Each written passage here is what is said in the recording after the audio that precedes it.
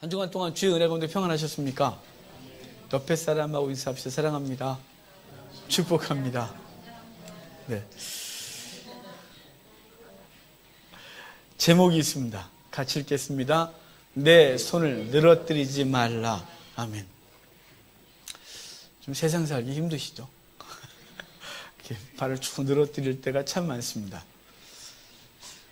어려움이 오면 사람들은 본성에 뭐가 있냐면 그 어려움에서 도망가고 싶은 생각이 있습니다.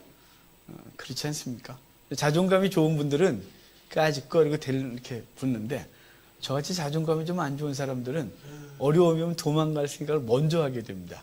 하나님께서 저에게 은혜를 많이 주셔서 요즘은 좀 덜합니다. 안 그러진 않습니다. 덜합니다. 믿음으로 이기고 부딪히려고 하고 하지만 여전히 계속 저 깊은 곳에는 문제에 부딪히면 도망가고 싶습니다. 제 삶에 갑자기 어떤 사건이 벌어지면 다 내려놓고 살아가고 싶을 때도 있습니다. 그렇다고 제가 숲에 가진 않을 거니까 나는 자연자 좋아하더니 숲에 가는구나 그러지 마십시오. 가지 안 갑니다. 하여간 우리 속에 있는 어려움이 올 때 우리는 손을 늘어뜨리는 그런 삶이 있죠. 오늘 본문에 그런 이야기가 있었어요. 사실은 오늘 본문을 보면 그런 얘기는 저 뒤에 갈 것이고 오늘 얘기가 스바냐서잖아요. 여러분 스바냐 본문이 언제 배경을 갖고 있는지를 볼까요? 1장 1절 봅시다. 스바냐서를 통해서 거기까지 볼 텐데요. 스바냐서 1장 1절 같이 읽겠습니다. 아몬의 아들 유다 왕 요시아의 시대에 스바냐에게만 여호와의 말씀이라. 스바냐는 히스기야의 현손이요 아마라의 증손이요 그다라의 손자요 구시의 아들이었더라. 아멘. 여기 스바냐는 요시아 시대 사람이다 이렇게 말해요. 자, 요시아 시대가 언제인지를 알아야 오늘 본문 이야기의 이야기를 알아요. 왜 이런 말씀을 하셨는지. 자, 요시아 시대가 요시아는 누구의 후손이냐면 히스기야의 후손이에요. 히스기야가 이스라엘의 거룩한 왕 중에 이렇게 손을 꼽히는 요시아하고 히스기야하고 이렇게 손을 꼽을 정도로 누가 더 종교개혁을 열심히 했느냐 이럴 정도로요. 거룩한 일을 감당하게 된 사람이 히스기야, 선한 왕 중에 한 사람이죠. 그 히스기야가 죽고 나서 그의 아들 므낫세가 왕이 되는데요. 이 므낫세가 제일 오래 통치해요. 55년. 근데 이놈이 제일 나쁜 놈이에요. 남북 이스라엘 통틀어 제일 나쁜 놈이 므낫세인데 옛말이 맞아요. 욕 많이 먹으면 장수한다고. 얘 되게 오래 사역했어요. 왕으로서 55년. 므낫세가 왕이 오르면서 하나님 얘기한 사람 다 죽였어요. 제사장, 선지자 싹 죽였어요. 심지어는 자기 유아세례 줬던 유아세례 또 고대도 있어요. 그러지 말아요. 그러니까 자기를 아기 때부터 기도해 줬던 이사야 선지자를 통나무를 속을 비우고 거기 집어넣고 통나무를 켜서 죽였어요. 이 못된 놈이. 므낫세가 55년 그렇게 통치해요. 그러고 나서 그의 아들 아몬이 통치하는데 하도 악하게 행동하니까 신하들이 죽여버려요. 2년 만에. 그러고 나서 그의 아들 요시아가 왕이 됐는데요. 요시아가 몇 년 동안 몇 살에 왕이 되냐면 8살에 왕이 돼요. 8살짜리가 뭘 알겠어요? 초등학교 입학할 나이인데. 그런데 그 요시아가 18년 됐을 때, 그러니까 26살에 놀라운 일이 벌어져요. 성전에서 힐기야라는 제사장이 성전을 청소하다가 그때 신명기 두루마리를 발견해요. 그걸 읽고 너무 놀라서 왕한테 갖다 줬고 요시아가 그걸 읽고 옷을 찢고 이제 회개하고 종교개혁을 하게 돼요. 그러니까 요시아가 이 일이 벌어진 게 26살인데 그러니까 므낫세 때부터 요시아 종교개혁할 때까지 75년 동안 하나님이 없던 나라예요. 이스라엘이. 하나님 얘기하면 다 죽였기 때문에 75년 동안 엉망이었어요. 그랬는데 요시아가 그 말씀을 읽고 이 시대가 그렇게 보여지는 거예요. 순종하면 복받고 불순종하면 저주받고 나라가 망하고 백성들은 포로를 끌려가서 고통당할 거라는 이야기가 신명기에 있거든요. 그 얘기를 읽고 자신의 시대가 그런 줄 알고 회개하기 시작해요. 그리고 대대적인 종교개혁을 하죠. 전국에 걸쳐서 있는 모든 우상숭배 제단을 다 없애버리고 북쪽까지 올라가서 다 해요. 그리고 제사장들을 다 폐하고 성전을 청소하고 성전에서 하나님을 예배하는 일이 벌어지는데요. 그러면 요시아가 종교개혁을 하는데 쉬웠을까요? 어려웠겠죠. 왜냐하면 제가 그랬잖아요. 75년 동안 하나님 없던 나라라고. 하나님을 잘 섬기던 곳에서 여러분 우리가 지금 잘못 가고 있어요. 방향을 좀 틀어야 돼요. 이 정도는 쉬울 것 같은데 75년 동안 하나님 없었어요. 바알 숭배하고 온갖 죄 가운데 있다가 그렇게 살고 있었는데 요시아가 다시 하나님께 돌아가자. 우상 그만해라. 돈 그만. 뭐 쾌락 그만. 막 이러니까 거부감이 일어나겠죠. 그 거부감이 일어날 때 스바냐가 일어나는 거예요. 스바냐 선지자가 요시아는 정치적으로 막 해나가는데 너무 많은 충돌이 일어나니까 그때 스바냐가 일어나는데 이 스바냐도 히스기야의 후손이에요. 왕족인 거죠. 이 사람이 선지자가 돼서 하나님 말씀 외치는데요. 좋은 말 못하겠죠. 왜냐하면 순종하여 잘하면 조곤조곤 그리고 이쁘게 말할 텐데 거부하니까 아주 적극 거부하니까 스바냐가 거친 말을 해요. 그래서 스바냐에서는 다 죽여버려 이런 뜻이에요. 죽여. 일장은 다 죽였대요. 그래서 스바냐에서 일장 읽으면 무서워요. 다 죽였다고 하니까요. 그래서 일장을 좀 보면 우리의 죄악이 막 지적돼요. 자, 한번 볼까요? 보기 싫지만 봐야 해요, 여러분. 자, 읽어가면서 제가 해드릴게요. 2절부터. 여호와께서 이르시되 내가 땅 위에서 모든 것을 진멸하리라. 내가 사람과 짐승을 진멸하고 공중의 새와 바다의 고기와 거치게 하는 것과 악인들을 아울러 진멸할 것이라. 내가 사람을 땅 위에서 멸절하라. 나 여호와의 말이더라. 그러니까 마치 어떤 느낌이냐면 노아 홍수 때 이 땅에서 모든 생명을 쓸어버리는 느낌이에요. 오직 방주 안에 노아와 그 가족만 있는 그 느낌. 다 죽여버리겠다고 말하고 있는 거예요. 다 진멸하겠다고. 왜 진멸할까요? 노아 홍수 때 그 모든 대적들을 죽인 건 하나님의 거룩한 백성들을 구원하기 위함이죠. 여기도 마찬가지. 이것들을 다 진멸하겠다 이 말은 그 죄악 가운데 고통받는 사람들을 건지려고 하는 하나님의 계획이 이렇게 있는 거예요. 자, 4절은 좀 같이 읽어볼까요? 4절 같이 읽겠습니다. 내가 유다와 예루살렘의 모든 주민들을 위해 손을 펴며 남아있는 바알을 그곳에서 멸절하며 그마림이란 이름과 및 그 제사장들을 아울러 멸절하며. 자, 이 땅에서 바알을 다 없애겠대요. 바알 신을 다 없앨 것이고 그마림이란 이름과 바알 제사장들을 멸절하리라 그러는데요. 이 그마림이란 이름이 그마림이란 말이 뭐냐면 검은 옷을 입은 자라는 말을 직역을 하면. 그러니까 검은 옷을 입은 자를 다 진멸하겠대요. 검은 옷을 입으신 분들을 진멸하겠대요.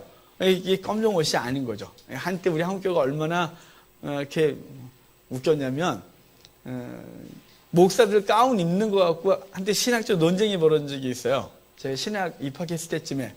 근데 목사님들의 겨울 가운은 까매요. 여름 가운은 하얗고. 그런데 그래서 목사들 가운 입으면 안 된다고. 그 말임이라고. 여러분, 그게 그런 뜻이 아니에요. 당시 문화로 생각하면 이스라엘 여호와의 제사장들은 흰색만 볼 입었고 바알 제사장들은 검정색 가운을 입었어요.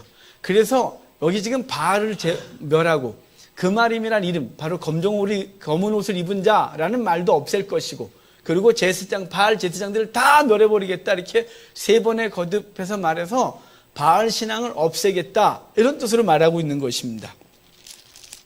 5절 볼까요? 같이 읽어요. 또 지붕에서 하늘의 뭇별에게 경배하는 자들과 경배하며 여호와께 맹세하면서 말감을 가리켜 맹세하는 자들과. 자, 지붕에서 하늘에 제사한대요. 1월 성실에게 제사하는 거죠.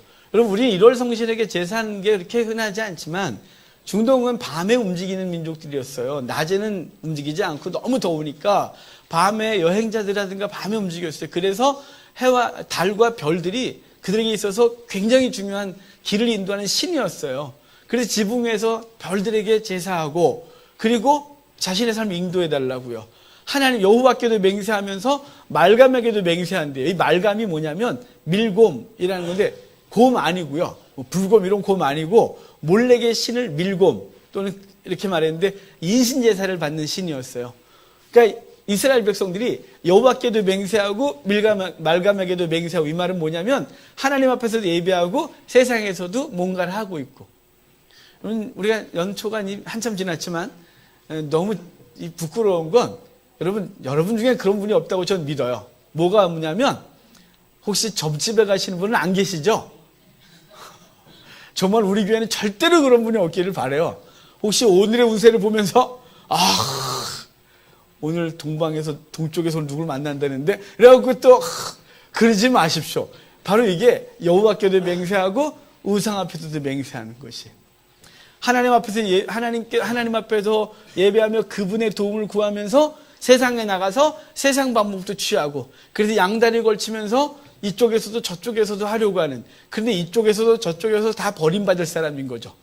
절대로 어느 쪽에서도 유익을 얻지 못할 어리석은 사람, 바로 당시 유대인들이 그랬다 이렇게 말하고 있는 거예요. 자, 6절 봅시다. 6절 같이 읽게요. 여호와를 배반하고 따르지 아니하는 자들과 여호와를 찾지도 아니하며 구하지도 아니한 자들을 멸절하리라. 그냥 간단해요.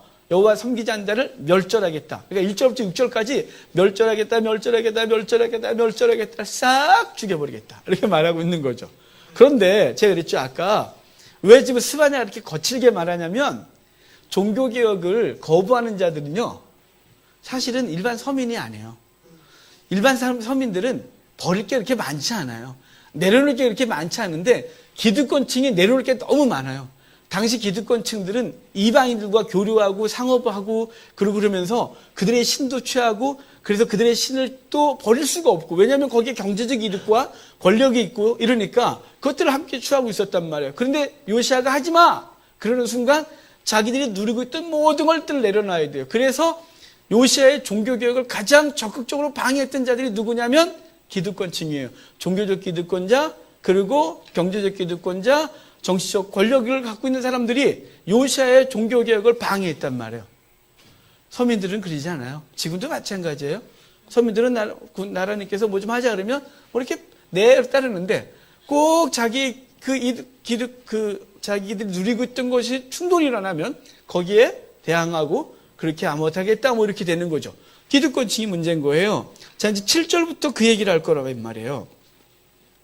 자, 8절부터 볼게요. 8절 읽어가면서 할게요. 여호와의 희생의 날에 내가 방백과 왕들과 이방인의 옷을 입은 자들을 벌할 것이며. 아멘. 희생의 날에 이 말은 뭐냐면 여호와께서 결국은 이 땅을 심판하겠다는 거예요. 그걸 희생의 날 이렇게 말하는 거예요. 왜냐하면 너희가 돌이키지 아니하므로 희생의 날, 너희를 재물처럼 여겨 이방인들로 너희를 치겠다고 전절부터 얘기를 하고 있었거든요. 희생의 날에 방백과 왕자들과 이방인의 옷을 입은 자들. 방백은 이스라엘의 높은 지위를 갖고 있는 사람들이요. 왕자들도 그러하죠. 근데 이방인의 옷을 입은 자, 아니 이방인의 옷을 좀 입었다고 이렇게 죽이고 살리냐 하실까 싶지만, 여러분 원래 이스라엘 사람들은 복장이 규정돼 있었어요. 율법에. 색깔은 뭐 이런 거 말고요. 옷에 옷수를 달라고 규정해놨단 말이에요. 지금 여러분 이스라엘 가면 정통 유대인들은 양복을 입어도 여기 허리춤에다가 이렇게 띠를 이렇게 실을 꽈서 이렇게 두 개 이렇게 내려놔요. 원래 옷의 사방에다가 네 군데 네 개의 띠를 띠게 돼 있는 거예요. 이렇게 실을 꽈서 끈을 달게 돼 있는데, 그건 왜 좋냐면, 왜 그렇게 하라 그랬냐면, 앞에 사람 옆에 사람 자기 옷 보면서 여호와의 말씀을 기억하라고, 그게 이렇게 흔들거릴 때마다 여호와의 말씀을 기억하라고 그것을 허락했단 말이에요. 그러니까 그게 근데 또 촌스럽기도 하고 불편하기도 그러지 않겠어요? 이방 나라하고 교제하고 보니까 저쪽 나라 옷이 너무 멋있어. 그거 입어보는 거죠 뭐. 근데 단순히 고대 때 옷들은 단순히 옷이 아니라 신앙과 관련된 것들이 너무 많았기 때문에 이방인의 신앙을 따르면서 이방인의 신들이 갖고 있던 옷들을 입게 되고, 그래서 그것에 대해 심판하겠다 이렇게 말하는 거예요. 자, 9절 볼까요? 그날에 문턱을 뛰어넘어서 포악과 거짓을 자기 주인의 집에 채운 자들을 내가 벌하리라. 자, 문턱을 뛰어넘어서 포악과 거짓으로 자기 주인의 집에 채운 자들을 벌하겠다, 이 말은 뭐냐면 양아치예요. 자, 남의 집을 넘어가서, 남의 집 이렇게 문지방을 넘어가서 그 집에 가서 취하고 막 뺏고 이래갖고 자기 주인의 집에 그것을 채워준대요. 그러니까 두목의 집에 이렇게 채워주는. 그것들은 다 멸해버리겠다 이렇게 말하는 거죠. 악을 행하는 자들인 것이에요. 자, 10절을 보면 나 여호와가 말하노라. 그날의 어문에서는 부르짖는 소리, 제2구역에서는 울음소리, 작은 산들에서는 무너지는 소리, 막대스 주민들아 너희는 슬퍼해라 이렇게 말하죠. 여기 어문, 그 다음에 제2구역, 작은 산, 막대스 이런 장소들이 나와요. 여기가 어디냐면 다 한 군데예요. 사실은 원래 예루살렘 성은 어떻게 만들어지냐면 다윗이 조그만 성을 하나 점령해, 여부스 성을. 그래서 그거를 다윗성, 시온성 이렇게 말해요. 그랬다가 다윗이 노년에 인구조사하고 하나님의 징계를 당하다가 아람 나라의 타작마당에서 하나님이 그 진노를 딱 멈추시는 걸 보고 가서 얼른 사고 그 주변 땅을 다 사요. 그래서 솔로몬에게 주고 솔로몬이 거기다가 다윗성 옆 위로 쭉 해서 성을 이만큼 넓혀서 솔로몬 성을 만들어요. 솔로몬 성이 계속 있다가 히스기야 때 아수르에게 조공을 끓이면서 전투 준비를 하는데 그 성 갖고 싸울 수가 없으니까 성을 넓혀요, 옆으로. 그 넓힌 그곳을 2구역 그래요. 그러니까 강남 개발하면서 강북, 강남 나눠지듯이 2구역이 딱 나눠져요. 1구역, 2구역. 그러니까 옛날 구역을 1구역, 새로운 구역을 2구역. 2구역이 잘 살겠죠. 도시계획이 제대로 된 거니까. 그래서 2구역에 잘 사는 사람들이 몰려 살았어요. 제사장들도 거기 살았고, 방백들도 거기 살았고, 상인들도 거기 살았어요. 또 거기가 어문이 있었는데 어문이 뭐냐면 지중해 쪽에서 올라오는 문이에요. 그래서 갈릴리나 지중해에서 물고기를 잡아서 염장을 하거나 이렇게 훈제를 해서 예루살렘을 갖고 들어왔는데 그 문이 어문이에요. 당연히 거기에 상인들이 들어오는 구역이었기 때문에 여기 장사가 잘 됐겠죠. 그리고 그 장소를 막데스라고 말했어요. 그리고 거기가 예루살렘 제1구역보다 높았어요. 그러니까 작은 산들아, 이 구역에 사는 자들아, 막데스 거미나 어문에 사는 것들아. 이 말은 다 뭘까요? 잘 사는 사람들이. 지금 만약에 하나님 우리 서울을 징벌하신다 그러면 강남에 사는 것들아. 이렇게 말하겠죠. 강남 이렇게 사는 것들아. 그런데요, 우리. 청담동에 있는 하림교회 니그들은 확 이렇게 지금 왜 그렇게 말할까요? 그들이 거절한다니까요. 요새 종교개혁을 적극적으로 저항하는 자들이 기득권층이었어요. 왜냐하면 그들이 지킬 게 너무 많았어요. 여호와께 돌아서는 순간 포기할 게 너무 많았던 거죠. 그래서 종교개혁에 순종하지 않았어요. 그래서 그들을 향하여 스바냐는 외치고 있는 거죠. 그런데 그들은 왜 그렇게 버틸까요? 왜? 자, 12절 봐요. 12절에 그들 속 저 밑바닥에 깔려있는 생각이 있어요. 12절 같이 읽겠습니다. 그때 내가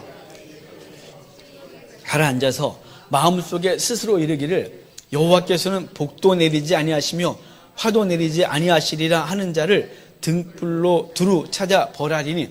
아멘. 자, 지금 마치 찌꺼기가 바다에 가라앉아 있는 것처럼 어떤 생각을 하는 것들이 있대. 니들이 너희들 속에 찌꺼기처럼 가라앉아 있는 그 내면 저 바닥에 무슨 생각이냐면 여호와는 심판도 안 해. 여호와는 복도 안 줘. 이렇게 말한다는 거. 이 말은 뭐냐면 여호와는 아무것도 안 해. 여호와가 뭘 해, 뭘. 별것도 없어. 이렇게 말하는 게 깔려 있는 거예요. 자기들의 삶에 어떤 게 더 강한 영향이냐면 돈이 강한 영향을 갖고 있는 거예요. 솔직히 말합시다. 돈이 최고 아닙니까? 아멘 하자니 목사님 왜 이러세요? 돈이 최고죠. 이 땅에서 돈만큼 강한 건 없죠. 서민들이 몸이 아프면 몸뚱아리 걱정을 안 해요. 걱정을 안 하시는군요. 돈이 많으셔서. 저희는 입원비부터 걱정해요. 미치겠다. 이 돈을 어떻게 할까? 차라리 그냥 확 죽었으면 좋겠는데 이거 아프면 어떡하지? 이걸 돈 때문에 걱정이에요. 저번에 무슨 문제가 생기면 웬만한 건 돈으로 다 해결되어져요. 돈이 강하죠. 돈이 있으면 복을 받고요. 돈이 없으면 화가 임하는 것 같은 거예요. 근데 여호와는 별로 그렇게 힘이 없어요. 권력이 또 그렇게 세 보여요. 사람이 우리에게 복을 주는 것 같은 거예요. 그래서 내가 어떤 사람을 의지해서 그 사람이 내게 복을 줄 거라고 생각하고 그 사람하고 관계가 깨지면 내게 화라고 생각이 되는 거죠. 근데 여호와는 별 느낌이 없어요.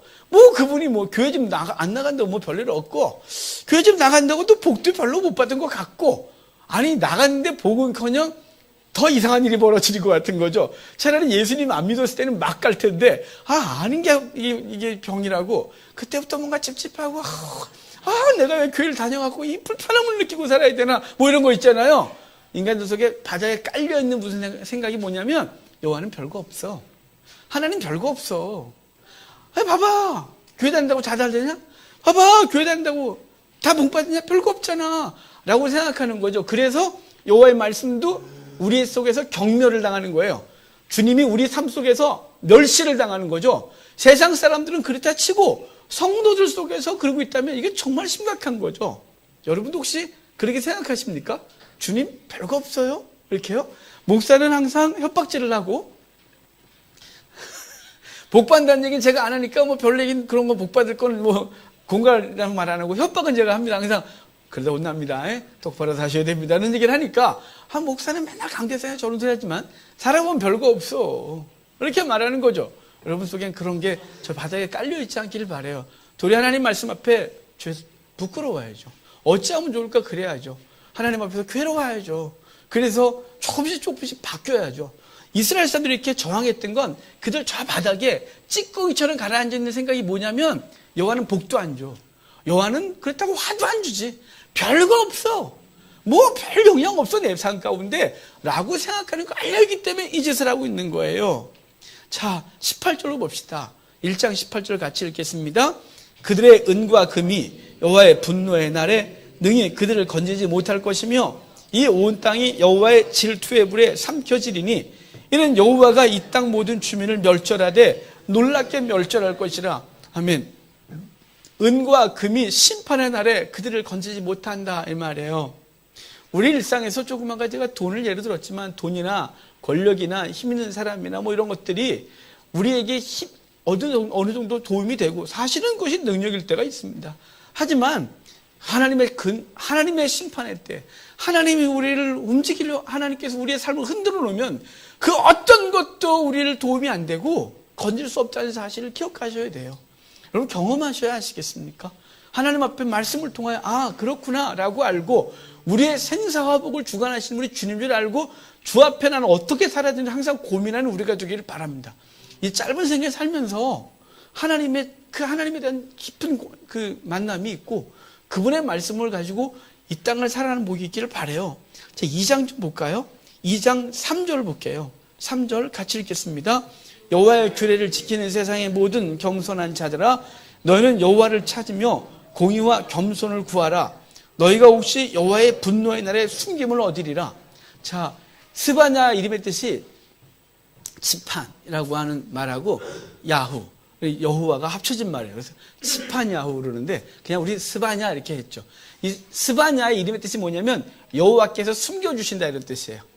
여호와께서 숨겨주시는데 언제 숨겨주시냐면 그분의 심판의 날에 누군가는 숨겨줄 거래요. 누군가는. 근데 어떤 자가 숨김을 얻냐면 거기 세상의 모든 겸손한 자들이 숨김을 얻을 거예요.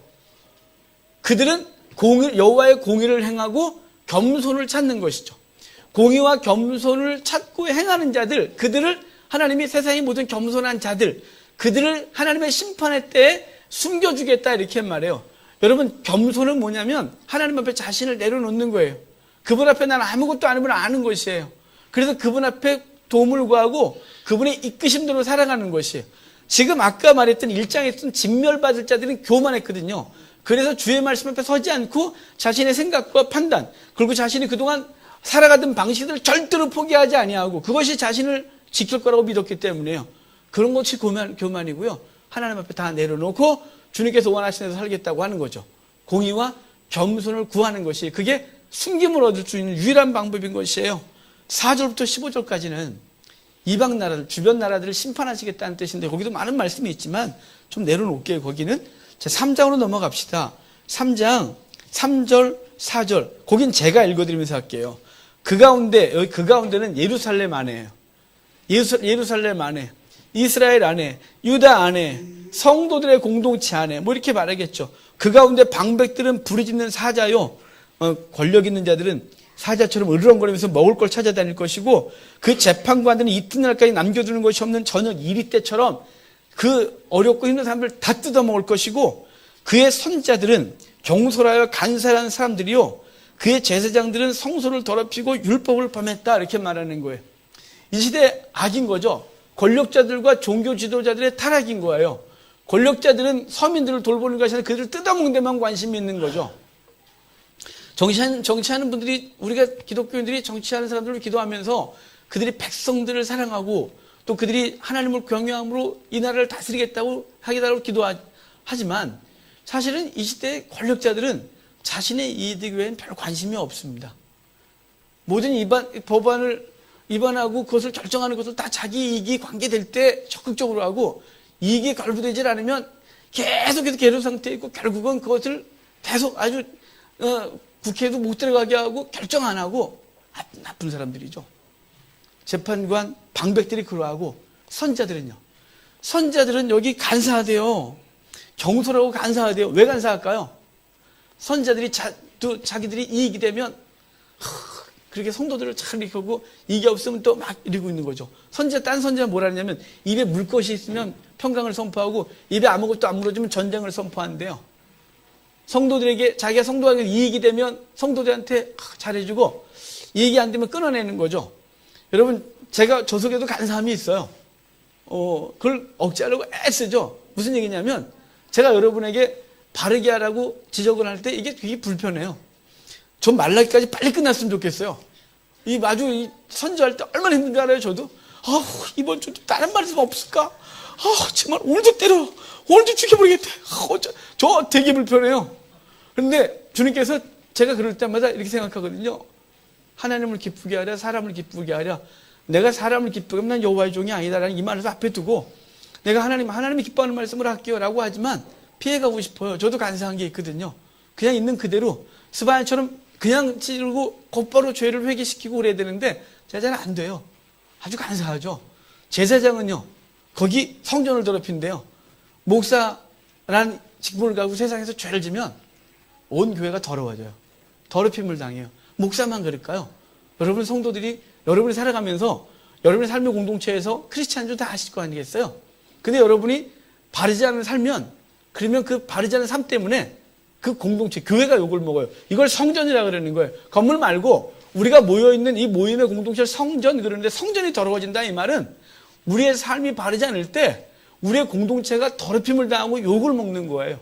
여러분 지금 우리가 그렇게 되어지고 있다는 사실에 대해서 안타깝게 여기고 우리가 권력이 있으면 그 권력 갖고서 그 저녁 이리 때처럼 숫사자처럼 먹을 걸 찾아 헤매는 자세가 아니라 누굴 돌볼까를 생각해야 되고 우리가 제사장과 선자들로서 간사하고 더럽히는 짓을 하지 말고 하나님 앞에서 바르게 말하고 그리고 바르게 행동하고 그래서 공동체를 거룩하게 하는데 우리가 쓰임받아야 되는 거예요. 예루살렘이 이래서 망하는 거래요. 자 5절 봐요. 근데 하나님이 끊임없이 우리에게 베푸시는 은혜가 있어요. 3장 5절 같이 읽어요. 그 가운데 계시는 여호와는 의로우사 불의를 행하지 아니하시고 아침마다 빠짐없이 자기의 공의를 비추시거늘 불의한 자는 수치를 알지 못하는도다. 여러분 여호와께서는 아침마다 우리에게 은혜에 공의를 베푸신대요. 은혜를 베푼대요. 그런데 그 가운데 있는 성도들은 계속 죄를 짓는데요. 하나님은 오래 참으세요. 그런데 우리는 그 오래 참으심을 역용하여 여전 끊임없이 방법과 수단을 가리지 아니하고 하나님이 아니라 이 땅의 것들을 쌓는데 전적인 관심을 갖고 있어요. 하나님의 은혜를 계속 베풀어줘요. 우리는 끊임없이 죄를 져요. 얼마나 슬픈 사건이에요. 하나님의 아침마다 공의를 베푸시고 우리에게 은혜를 베푸신 그 은혜를 기억하고 우리도 그분 앞에서 어떻게 살까 고민해야죠. 죄 좀 내려놓으셔야 돼요. 이 땅의 성공과 그 취하는 것들에 대해서 바르게 하려고 몸부림을 치십시오. 지난해까지 살던 방식들이 하나님 보시기에 바르지 않다고 여기는 것이 있으면 고민하셔야 돼요. 내려놓을 용기를 달라고 하셔야 돼요. 하나님 나 이거 내려놓으면 이만큼 손해를 볼 건데요. 그 손해보는 것 때문에 못 내려놓기 때문에 사실은 우리 모두 그러잖아요. 여러분 그 손해본 거 없어도 살았어요. 여러분 지금 많이 누리고 계신 분 있다면 그 없을 때 삶을 오늘 한번 지금 돌아보시겠어요? 못 살았나? 다 살았어요. 그리고 나름대로 기쁨이 있었어요. 오늘 그 풍요로움을 느끼는 즐거움이 있지만 지금처럼 풍요롭지 않을 때도 나름 느끼는 즐거움이 있었고 아니 지금 풍요 때문에 잃어버린 것들이 있어요. 많은 것들이 있어요. 차라리 없었으면 더 좋았을 것 같은 게 지금 내 삶 가운데 있는데 내려놓지도 못하고 그거 내려놓으면 죽을까 봐 뒤로 빽하는 게 너무 두려워서 우린 내려놓지 못하는 게 너무 많아요. 성령께서 여러분에게 지적하는 게 무엇이 있으면 그것에 대해서 고민 좀 하십시오. 하나님 어떻게 할까요? 나 이거 내려놓고 싶은데 용기가 없습니다라고 주께 부탁을 하고 죄를 끊어내는 힘이 저와 여러분 가운데 있기를 주여 여러분 축복합니다. 이제 이렇게 해놓고 12절 13절 가볼까요? 11절 봅시다. 11절 3장 11절 같이 읽어요. 그날에 내가 내게 범죄한 모든 행위로 말미암아 수치를 당하지 아니할 것은 그때 내가 내 가운데서 교만하여 자라는 자들을 제거하여 내가 나의 성산에서 다시는 교만하지 않게 할 것이라. 다시는 교만하지 않게 할 것이다 이렇게 말하는데요. 사실은 아까 여호와께 숨겨주시는 자 스바냐후, 여호와께 숨겨주시는 자를 누구를 숨겨주겠다고 했냐면 세상의 모든 겸손한 자들을 숨겨주겠다고 했어요. 그죠? 세상의 모든 겸손한 자들을 숨겨주겠다고 했고, 여기서는요 누구를 심판한다고요? 교만한 자를요. 자, 교만한 자는 하나님의 심판 가운데 있고, 겸손한 자들은 그분께서 그분의 진노나 이러한 거 할 때 숨겨주겠다. 11절 12절은 보호받겠다. 그리고 그들이 누울지라 라고 말하는 거예요. 두렵게 할 자가 없을 것이다 이렇게 말씀하는 거죠. 여러분, 눕는다 이 말은 저번에 우리 공부 같이 했어요. 여호와는 내 목자시니 내게 부족함이 없다. 그날을 푸른 초장에 누이시고라고 할 때 누일 때 3개 조건이 있어요. 눕는다고. 지금 배불러야 되고, 앞으로 먹을 게 있어야 되고, 대적으로부터 내가 안전하다는 확신이 생겨야 눕는다고. 그분이 우리를 누이신다, 나를 두렵게 할 자가 없다 이 말은 그분이 당신이 구원하시는 자, 그 환난 가운데서 건지시는 자, 환난 속에서 그 환난을 끝내고 하나님이 새롭게 할 자들을 그렇게 하시겠다 이렇게 말해주고 있는 거죠.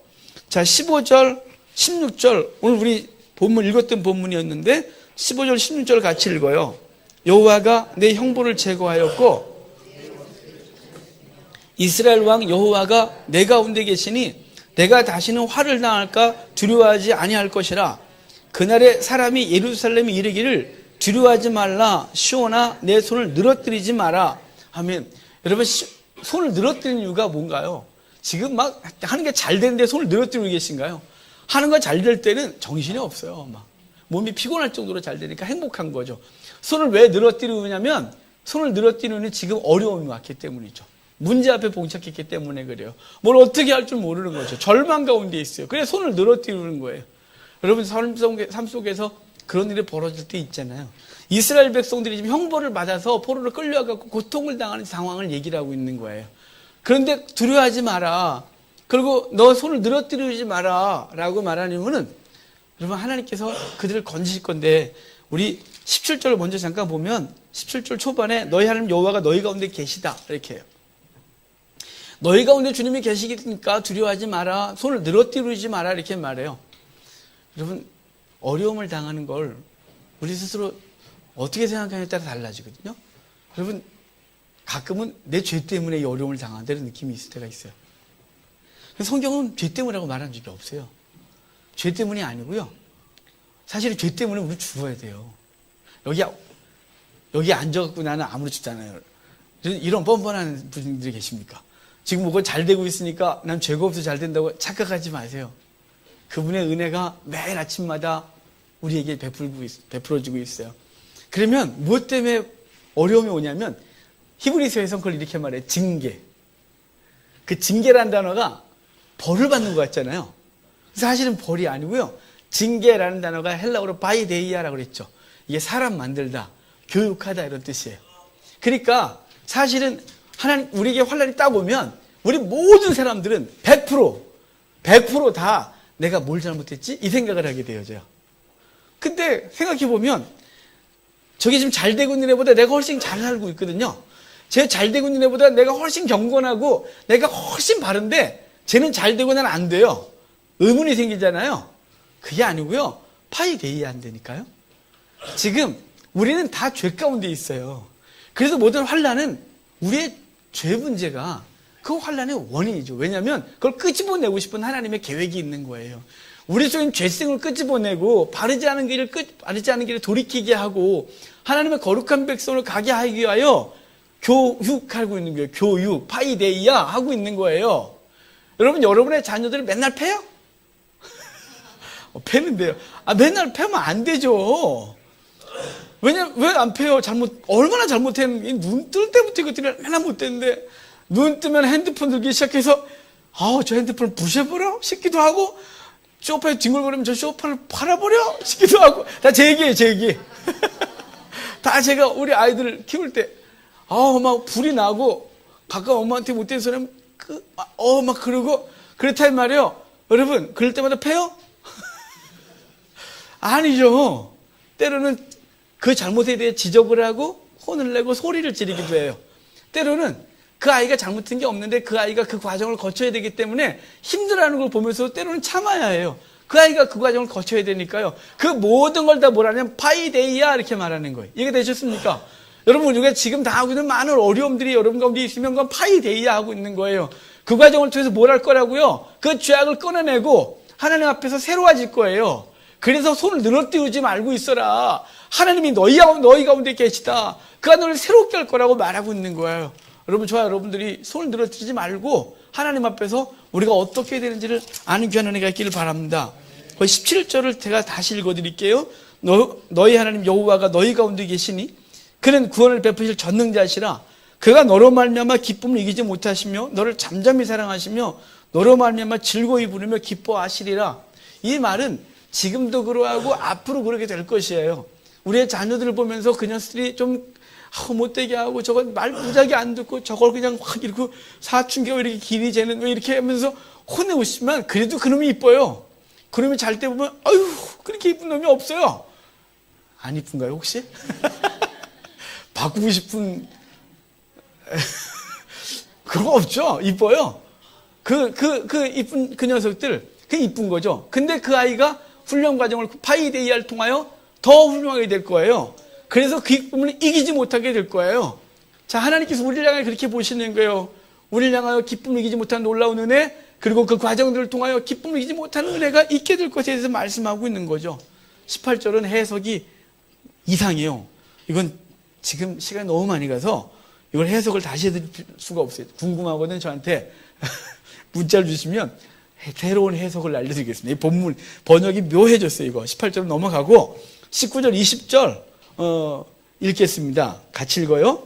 그때 내가 너를 괴롭게 하는 자를 다 보라고 저는 자를 구원하며 쫓겨난 자를 모으며 온 세상에서 수욕받는 자에게 칭찬과 명성을 얻게 하리라. 내가 그때 너희를 이끌고 그때 너희를 모을지라. 내가 너희 목전에서 너희의 사로잡힘을 돌이킬 때에 너희에게 천하 만민 가운데서 명성과 칭찬을 얻게 하리라. 여호와의 말이니라.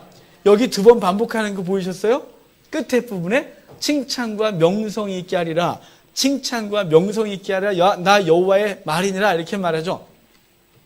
그들이 어떤 상태에 있었어요? 지금 고통받고 있다니까요. 그래서 내가 거기서 너를 건져낼 거래요. 그래서 쫓겨난 자를 모으고 온 세상 수욕받는 자들에게 칭찬과 명성이 있게 하리라 라고 말하는 거죠. 지금 우리를 통하여 하나님이 칭찬과 명성이 있게 하시겠대요. 우리에게 어떤 과정을 통해서 그러시나요? 파이데이아예요. 죄를 끊어내는 것이에요. 하나님 요시아를 통하여 이스라엘을 종교개혁했듯이 하나님 말씀을 통해 우리의 심령을 개혁하기를 원하세요. 우리 속에 그동안 누리고 있던 것, 그동안 붙들고 살았던 것, 내가 내 삶을 이끌고 있다고 느끼던 것, 내 삶의 힘이라고 느끼던 것, 이 모든 것들을 내려놓고 여호와만 붙들고 원하시는 거예요. 세상을 짝하고 그것으로 누리던 것 내려놓고 여호와께 서길 원하는 거예요. 그분 앞에 무릎 꿇기를 원하는 거예요. 그래서 우리 속에서 계속해서 개혁하시고 깨닫게 하시고 생각나게 하시는 거예요. 그게 종교개혁이죠. 남들한테 손가락질 안 하고 너가 해, 너가. 당신이 하는 거야. 이러지 말고 여러분 그건 각자 그 속에 거하신 성령님이 알아서 하실 거예요. 자기 보셔야 돼요. 제가 집에 가서 여보 똑바로 해. 이러면 안 되는 거예요. 내 말 들었어 못 들었어? 아니고요. 저는 저한테 하는 거예요. 제 속에 엄청난 것들이 있어요. 제 속에 제가 다 고백하면 여러분 다음 주부터 우리 안 나오실 거기 때문에 말은 못하고 고통스러운 죄가 제 속에 너무 많아요. 끊지 못한 죄들이 너무 많아요. 그 모든 것들을 성령께서 말씀하시고 끊어내라고 개혁하라고. 그래서 난 너를 통해 영광 받을 거라고. 너를 통해서 너를 칭찬과 명성 있게 할 거고 난 너를 통해서 기쁨을 이기지 못하는 그날을 기대하고 있다고. 지금도 난 기쁘지만 더 기쁘길 원한다는 하나님의 말씀을 들으시고 여러분 속에 끊어내야 될 죄들을 끊어내십시오. 스바냐가 진멸하겠다고 한 그 얘기들을 남의 얘기로 듣지 마시고 우리의 삶을 스스로 적용하셔서 어찌할까요 주여라고 고민하십시오. 그리고 작정하십시오. 때로는 죄 문제 때문에 금식하십시오. 여러분 우리는 금식을 엉뚱한 데 사용하는 거 아십니까? 금식을 3일 금식한다 5일 금식한다 다 있다는 거 달라고 금식 기도해요. 뭐 잘 되게 해달라고, 뭐 지금 시험 앞두고 금식 기도하고, 뭐 어떤 걸 앞에 두고 금식 기도하고, 큰일 앞에 두고 금식 기도하면서 그 일이 성사돼서 대박이 터지길 기도하면서 금식 기도하고, 그런 거 하는 거 안 해요. 그건 또 다른 우상 숭배인 거예요. 진짜 금식은요, 죄를 끊어낼 때 하는 거예요. 하나님 어찌하면 좋을까요? 라고 작정하셔서 하나님 저 일주일 동안 아침 금식하면서 죄 좀 끊어볼게요. 이런 이쁜 짓 좀 하셨으면 좋겠어요. 그런 금식은 하나도 안 하고 맨 세속적인 거 없겠다고 작정 기도하고 금식하고 이러지 마시고, 그런 것들은 하나님 앞에서 우리에게 유익이 별로 없어요. 그리고 그런 것들 갖고 되지도 않고, 하나님이 그걸 주면 망할 건데 3일 금식한다고 때를 쓴다고 주면 그분이 나쁜 분이시지. 때를 쓴다고 아버지가 아들한테 칼 하나 줘? 그래서 주방 칼을 주면서 갖고 놀아야 진짜 칼이 재밌어. 이런 그 부모가 나쁜 부모지. 그걸 주십니까? 우리 하나님 절대로 안 주실 거니까 세속적인 거 없겠다고 3일 금식하고 5일 금식하고 작정 기도하고 그러지 마세요. 그럼 괜한 밥만 굶는 거예요. 진짜 밥을 굶는 건 죄 끊어내려고요. 하나님 보시기에 바르지 않은 것 때문에 고통스러워 하셔야 되고, 어떻게 하면 좋을까요? 주여 나 좀 어떻게 해달라고. 그래서 작정 기도하세요. 사람이 왜 성경에 40일이 그렇게 많냐면요, 40일에 어떤 똑같은 행동을 40일 하면 습관이 바뀐대요. 끊어내지 못한 죄가 있으면 40일 작정하십시오. 금식 40일 굶지 말고 밥 드세요. 그렇지 않고 하나님 앞에 죄를 끊어내는 데 작정하고 훈련하고 스스로 개혁하고 그러십시오. 그러면 여러분 삶 속에 하나님이 어떻게 일하시는지, 여러분의 삶을 통해 하나님이 어떤 영광을 받으시는지를 기대하시고, 저 여러분들이 우리 자신을 개혁해내는 귀한 은혜가 있기를 주님 축복합니다. 다 같이 일어나서 말씀 갖고 기도합시다.